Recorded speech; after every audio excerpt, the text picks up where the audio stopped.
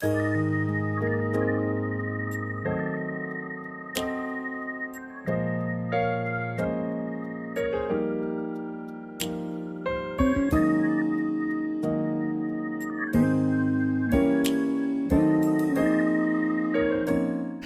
is the day that the Lord hath made, and we will rejoice and be glad in it.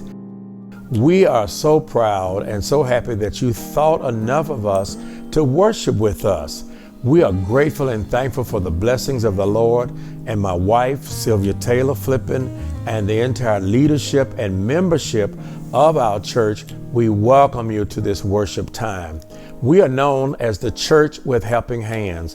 And because of that, we operate in 5-star excellence with 6 pillars: teaching, fellowship, missions and evangelism, next generation ministry, stewardship, and of course, worship.